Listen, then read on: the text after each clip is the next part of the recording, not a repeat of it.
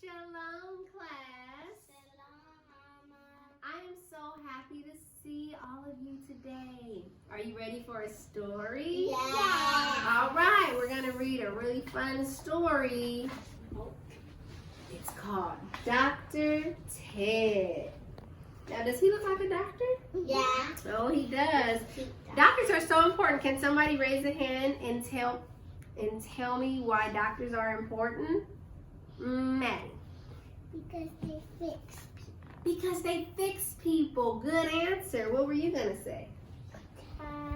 They help people. They help people? Why else are doctors important? Because they put Band-Aids on people. They put Band-Aids on people and they make you feel so much better. And right now, there are a lot of people who aren't feeling so well. So the doctors are so important. So important. So let's read a fun story about Dr. Ted. It's written by Andrea Betty and Pascal Lemaitre. It sounds French. And those two are the authors and the illustrators. That means they wrote the story and drew the pictures. We're going to sing a song about that, okay? Yeah. The author writes the words. The author writes the words. The illustrator draws the pictures. The author writes the words. Again, the author writes the words. The author writes the words. Good job. The illustrator draws the pictures. The author writes the words. So let's go ahead and get into it. Dr. Ted. Teddy bear. One morning, Ted woke up, got out of his bed, and bumped his knee. That's not good, thought Ted. I need a doctor. He looked everywhere, but he couldn't find one. And since Ted couldn't find a doctor, he became a doctor. Dr. Ted didn't have an office, so he made one. Dr. Ted didn't have a big bandage, so he made one of those too. Now, all I need is a patient, he thought. He sat and waited for one to arrive. He waited and waited. And nobody knows it. He waited and he waited and he waited. Now you see he has something, the bandage on his knee. Does anyone remember why he has that? What happened first? Because he fell out the bed. Yeah, he woke up and bumped his knee when he got out of bed. Good job focusing. Okay, let's remember all the parts of the story. Nice waiting room, thought Dr. Ted. Look at that nice waiting room. Let's see. Then he waited some more. Good job covering that call. I think it's time for a house call, he thought. Hello, he called throughout the house. Hello. His mother was in the kitchen. You have measles, said Dr. Ted. We should operate. What? Those are my freckles, said his mother. Eat your breakfast. At school, Dr. Ted sat in the third row. What is third row? How many rows is that? What row is it? What row is the third row? 2. What row is the third row? 3. 3. The third row is 3. Say third means 3. Third means 3. Excellent, excellent. Dr. Ted sat in the third row of Miss Johnson's class. All around him, students coughed and sniffled and sneezed. Dr. Ted smiled. Patients, he thought. He has all these patients. The patients were very germy. Dr. Ted took their temperatures and measured their blood pressure. Wow. He gave them fine medical advice, and they were very thankful. I want the book advice. Dr. Ted was such a good doctor. Even Miss Johnson came to see him. You can't practice medicine in the lunchroom, she said. You have mumps, said Dr. Ted. Crutches will help. Those are my cheeks, said Miss Johnson. Eat your lunch. So I think the friends that he has, they're taking him pretty seriously. But who's not taking him very serious? The grown-ups. The adults are not taking Dr. Ted very seriously. Principal Bigham walked in.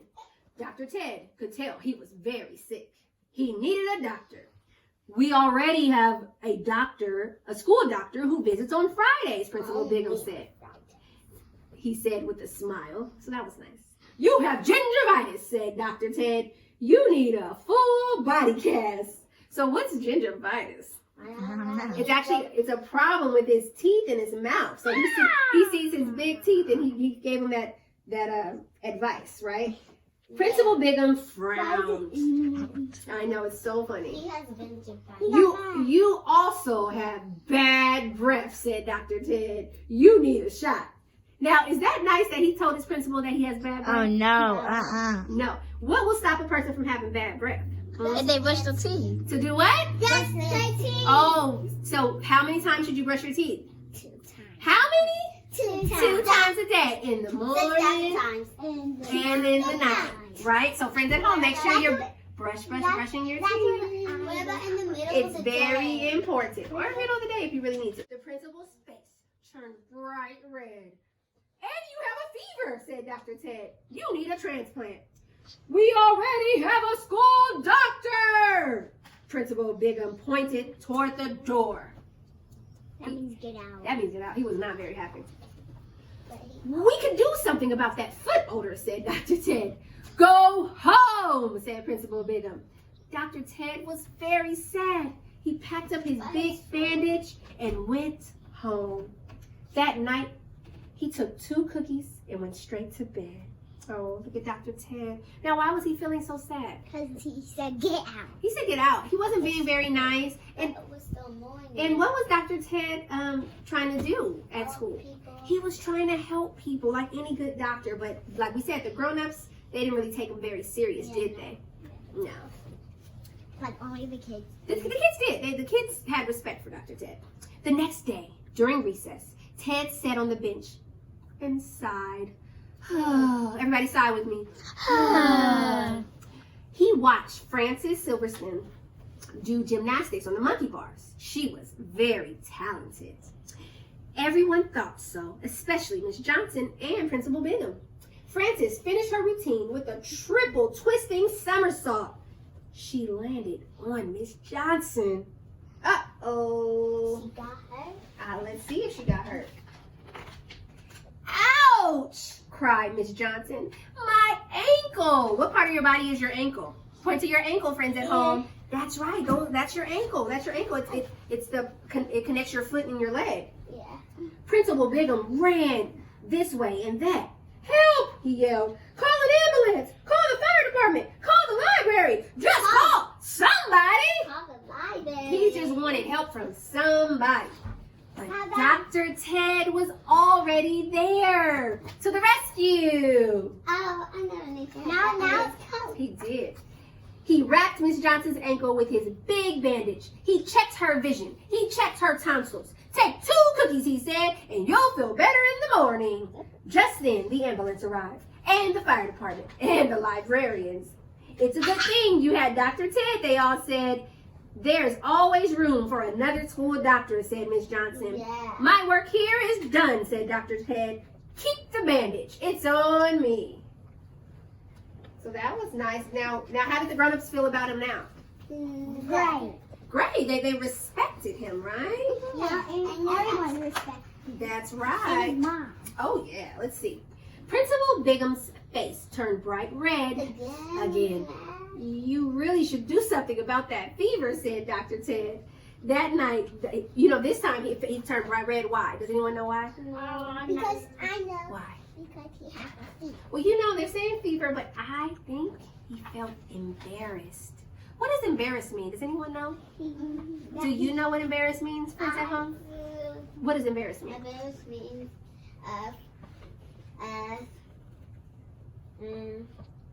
It's okay. Who else thinks they know what embarrassed means? What does it mean when you think proud? Embarrassed. What do you think? I think embarrassed means, like, weird. I don't know. Embarrassed is like an uncomfortable feeling when maybe you got something wrong or you did something or you told, or like in his case, he was rude to Ted, right? And so he wants to take it back. He feels like ashamed of what he said. It's kind of feeling like uncomfortable because He said sorry. Yeah, he could have said sorry. Let's see. That night, Dr. Ted closed his office. He packed away his stethoscope and he went to sleep, knowing he had done a good job. I have a question. Does doctors work at nighttime? Doctors work all the time. The next morning, Ted woke up, he got out of bed, and sniffed the air. Let me see you sniff the air. It smelled like burnt toast. Burnt. That's not good, thought Dr. Ted. Wait, listen. That's not good, thought Ted. I need a fire truck. Now, what do you think he was going to think to be this time? Spray the food. Yeah, but what was he going to be? Was he still going to be a doctor, or what was he going to be? A firefighter. He was going to become a firefighter. So this was such a great illustration, a great story about you can be anything you want to be. And this friend, anything going to put your mind to. you can do anything you put your mind to. That's right. I'm So going to be grown up. yeah, And I'm so going to be a teacher. a teacher is great. So let's listen up. So this friend became a doctor, and at the end, he even thought to become a firefighter. Those two jobs are oh so important.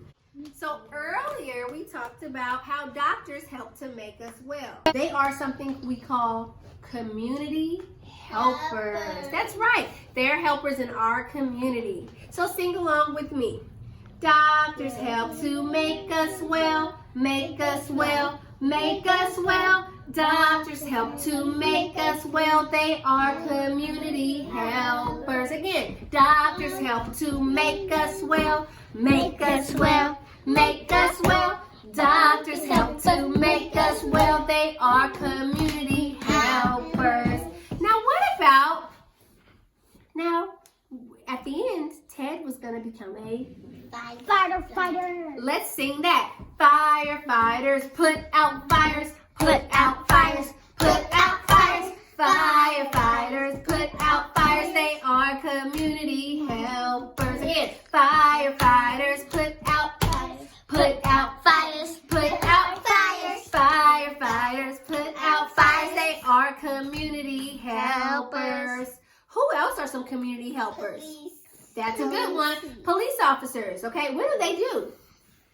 Take bad people to jail. Take bad people to jail. What about, in general, they keep us safe? Can we say that? Yeah. Police officers keep us safe. Keep us safe. Keep us safe. Police officers keep us safe. They are community helpers. Now, who else are community helpers? You have one. The people. We said doctors. The What about teachers? teachers? Teachers help us learn new things. Learn new things. Learn new things. Teachers help us learn new things. They are community helpers. We said doctors, but there are some really important community helpers that we don't always acknowledge. They're called nurses. Who knows what job of a nurse? What's the job of a nurse? They fix their teeth. Oh, you think nurses fix teeth? Those are more like dentists or dental assistants. What do nurses do? Nurses help doctors. That's true. Nurses help doctors, and in a lot of cases, they give doctors the time that they need to help on the more important or the more, I would say, bigger jobs. And the nurses help with the smaller jobs. So you're right. The nurses are the ones that actually give the shots. Usually the doctors don't give the shots. The nurses do. The nurses are the ones that take temperatures. The nurses are the ones that check you in. The nurses do so much, okay? And this time we want to say thank you to the nurses. We want to say thank you, nurses. Thank you, nurses. Thank you, nurses. We want to say thank you, nurses, because you're community helpers. We want to say thank you, nurses. Thank you, nurses. Thank you, nurses. We want to say thank you, nurses, because you're community helpers. So there are so many community helpers.